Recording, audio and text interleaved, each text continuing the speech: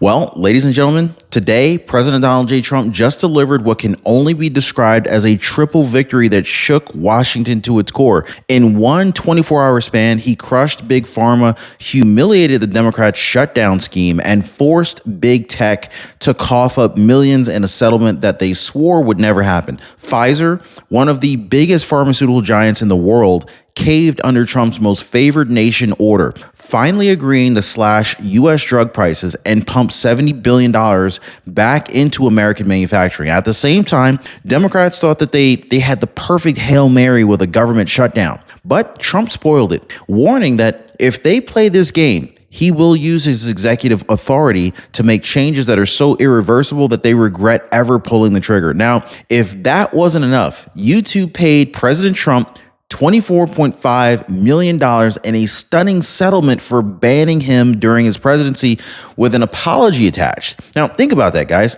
Big Pharma folds, Democrats panic, Big Tech pays up all in the same week. This is why the left is in full-blown panic mode and meltdown, and why today's story is so important. Now, stick with me, guys, because in the next couple of minutes, we're going to break down exactly why President Trump just checkmated his enemies on 3 different battlefields and why this moment here today could change the trajectory of his presidency and our country forever. Hit the like button, subscribe, folks. All right, Donald J. Trump walked back into the Oval Office and declared a moment that this will be remembered as a turning point. Hours after speaking at Quantico to over 800 of America's top military leaders, Trump addressed the nation with what he called a life-changing declaration for ordinary Americans. He painted the picture directly. A mother struggling to afford her child's medicine, a grandmother standing at the pharmacy counter choosing between groceries or prescriptions, seniors watching their savings vanish under these ever-increasing drug costs. President Trump said flat out, enough is enough. He reminded Americans that this is yet another promise kept, another fight that he took on despite being told that it was impossible. And this time, it wasn't about campaign slogans. It was about immediate, tangible relief right here, right now. Now, the shockwave came next. Pfizer, one of the biggest pharmaceutical giants in the world, just folded. After months of back and forth, they finally caved to Trump's most favored nation drug pricing order. Now, so what does this mean, right? Well, for the first time in modern history, Americans will pay the lowest price in the world for prescription drugs, not the highest. No more subsidizing the rest of the planet. Pfizer not only agreed to slash prices, but also pledged a staggering $70 billion investment in U.S. manufacturing, bringing jobs and production back home. Drop a 47 down below if you're happy about what President Trump forced Pfizer into doing here. Now, compare that to Barack Obama, who promised but never delivered. Compare it to Joe Biden, who failed. He tried and failed. I don't even know if he tried. Hopefully he tried. Anyway, Trump is the one who actually got it done. Overnight, the impossible became real, and the pharma lobby's grip just cracked. In fact, the left said it could never happen, but now they're the ones that are humiliated. And for decades, Americans have been the world's piggy bank. While Europe and Canada enjoyed bargain basement drug prices, Americans paid 3, 5, even 10 times more for the same drugs. Not because the science was better here, but because Congress cut quiet deals with Big Pharma. Medicaid, Medicare, and government subsidies were used to cover these inflated prices, while pharma executives pocketed billions of dollars and bragged about their R&D pipelines. Give me a break. Trump laid it bare. Washington sold out the American people.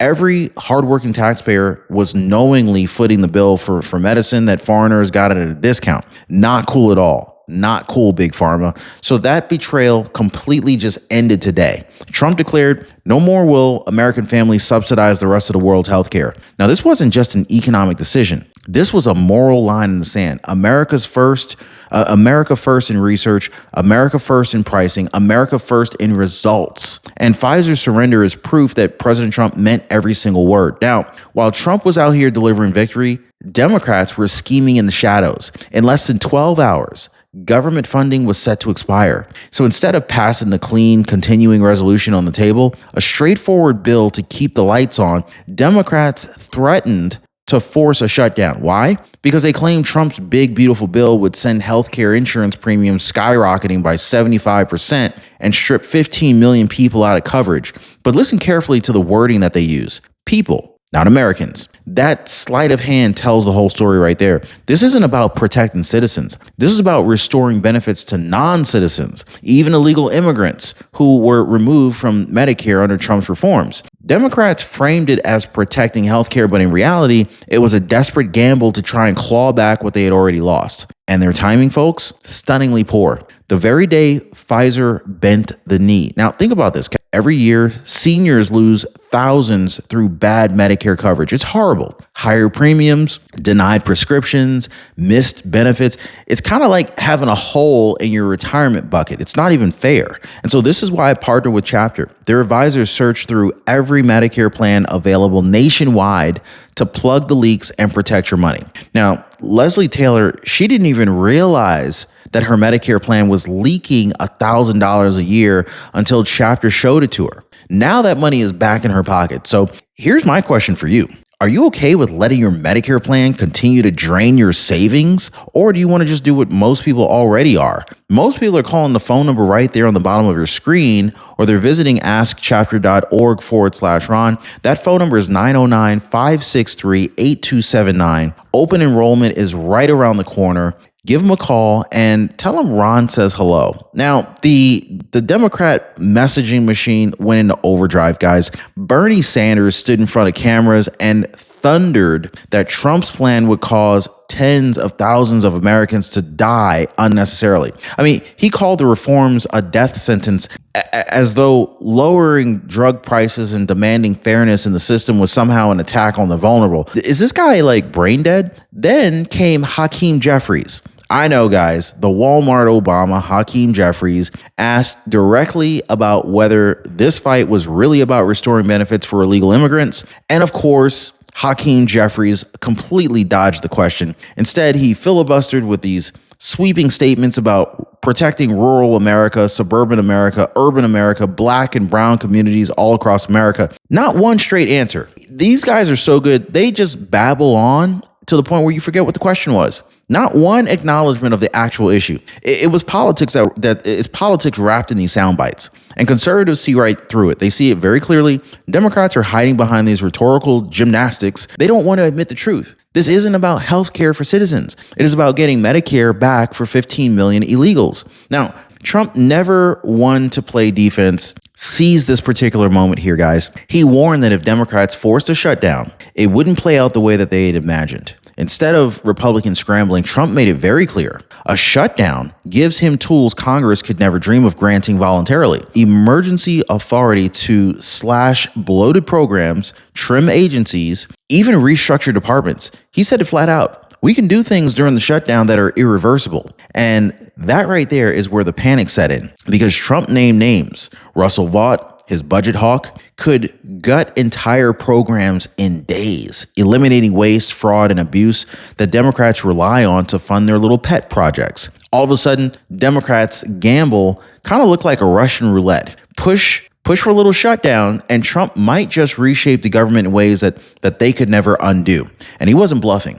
Trump was daring them to try it. Then Wall Street, they weren't ignoring this fight. In fact, JP Morgan dropped a bombshell prediction, a 70% chance that the government shutdown would last at least 15 days. Now, think about that. 2 weeks of frozen agencies, unpaid workers, stalled programs, not because Republicans demanded pork and barrel spending, but because Democrats refused to budge on one thing: giving health care back to illegals. Analysts said both parties saw political gain in a standoff. Democrats, with approval ratings in the basement, thought that they had nothing else to lose. Well, Republicans, led by Trump, saw an opportunity to wield executive authority like never before. The irony? By forcing a shutdown, Democrats could actually hand Trump more power, the very thing that they've been trying to strip him from since 2016. One miscalculation, and they would end up giving him the keys to reshape Washington on his terms. Now, of course, Democrats scrambled to control the narrative. They flooded the airwaves with horror stories. The TSA officers are left unpaid, soldiers missing paychecks, seniors losing Social Security, children going hungry as SNAP benefits ran dry, teachers, prison guards, firefighters, all painted as victims of Trump's cruelty. They called it hostage taking. The creativity of the Democrats, guys. They said Republicans were reckless, cruel, holding America at gunpoint. But here's the reality. The continuing resolution was clean. No gimmicks, no cuts to legal citizens' healthcare, of course. The only thing missing was Medicare for 15 million illegals. That's why Democrats were willing to torch the entire government, not for veterans, not for seniors, not for struggling families, but for those who entered illegally. Republicans flipped the script, pointing out that Democrats were the ones that were holding Americans hostage. And when you strip away the rhetoric, that is exactly what was happening. And at the core of this entire shutdown, sits Trump's big, beautiful bill passed weeks earlier. That bill did something that no president before him had dared to do. It actually cut off 15 million illegal immigrants from Medicare access. For years, taxpayers have been unknowingly footing that bill. Trump ended that. That is the reason why Democrats are panicking today. Not because of some imaginary 75% premium hike or health catastrophe. They're demanding that any government funding measure restores those benefits. But here's the truth. Trump already won this fight. The bill is law. It's signed, sealed, and it's in effect. Democrats know it. They're hoping that the public doesn't, though. So they hide behind scary statistics and spin. The shutdown threat is nothing more than leverage to claw back what Trump already took away. And the question every American needs to ask is very simple. Should citizens pay the healthcare bills for millions who are here illegally? Y'all let me know. Now, President Trump, he didn't stop there. He pointed to California. This is a state that's run into the ground by Gavin Newsom as the warning sign of the rest of the nation. California has extended benefits, including healthcare, to illegal immigrants for years. And the results? Skyrocketing costs, drained budgets, hospitals on the brink, and citizens squeezed harder every single year after year. Trump said flat out, we can't have that. We're not going to let this happen. Now, this wasn't theory. This was evidence. California's reckless spending has already destroyed its fiscal stability, forcing middle-class families to pay more while services continue to collapse. And Democrats, they want to export that model nationwide. Trump's message was crystal clear. Stop this right now, or America becomes California 2.0. So by tying the shutdown fight to California's failure, he drew a line that every voter could understand. One path leads to ruin, the other one leads to accountability. So as if the shutdown fight and the Pfizer deal weren't enough, right? Trump landed another blow. This time it was against big tech. YouTube, owned by Alphabet, agreed to pay $24.5 million to settle Trump's lawsuit over banning his account back in 2021. But it wasn't just the money. What stunned observers was the apology. YouTube admitted it was wrong to ban a sitting president and leading political figure from its platform. That's a big concession that big tech swore it would never make. Now, Trump celebrated on Truth Social, calling it proof that censorship has consequences. For years, conservatives shouted about shadow bans, demonetizations, and the silencing of voices only to be mocked. Today, a check with nearly 25 million zeros behind it validated their warnings. Trump turned personal censorship into a legal and political victory, adding another win to a week already overflowing with them. Now, let's be honest, guys. $24.5 million is pocket change for a huge giant like Alphabet. They probably burn through that in ad revenue every few minutes. But here's why this mattered. Precedence. For the first time, a tech titan had to admit wrongdoing and pay up for silencing conservatives. That's symbolic gold, guys, and symbols drive movements. Trump seized the moment, declaring that if one voice can win justice, then every shadow banned patriot deserves their day too. He pushed for wider accountability, asking why YouTube shouldn't also compensate the thousands of creators who've lost livelihoods because they dared to speak out. While skeptics say that that'll never happen, the door has now been cracked open. And so in politics, cracks turn into wedges. Conservatives saw validation here. Liberals saw weakness. And big tech, well, they saw their own vulnerability. For Trump, that's more valuable than the money itself. It is proof that he can make them bend. Now, if we step back and we kind of look at the scoreboard here, in just 1 week, President Donald J. Trump handed the Democrats and their allies 3 separate defeats. Pfizer folded, slashing drug prices and reinvesting into American jobs. YouTube paid millions of dollars and admitted its censorship was wrong. And Democrats, in their desperate push for a shutdown, ended up cornered by Trump's threat of irreversible actions that could gut their sacred programs. This is what victory on 3 fronts looks like: healthcare, free speech, fiscal responsibility. Trump didn't just win battles. He flipped the entire narrative. So instead of being on defense, he's dictating the terms. This is why the left is panicking, because every time that they try to trip him up, he spoils their plans. He turns their attacks into leverage and emerges even stronger. 1 week, 3 wins, and the momentum rolling straight into his second term is just insane. So make no mistake, this fight is far from over. In fact, the shutdown clock is ticking. Democrats are still gambling with America's future. Pharmacies are preparing for historic price cuts, but big pharma lobbyists, they're already regrouping, okay? Big tech just paid Trump millions of dollars, but they're quietly drafting new rules to protect their control. And Democrats, well, they're betting that the public won't notice that they're risking everything for illegal immigrant healthcare. The stakes couldn't be any higher, guys. Will America double down on Trump's vision for accountability, fairness, and sovereignty? Or will Democrats succeed in dragging us back into chaos, debt, and dependency? Well, one thing is certain. October 2025 will be remembered as the moment when the lines were drawn, because President Trump kept promises. Democrats played games, and the American people will decide which path we take. Like, subscribe, and share, because this is only the beginning.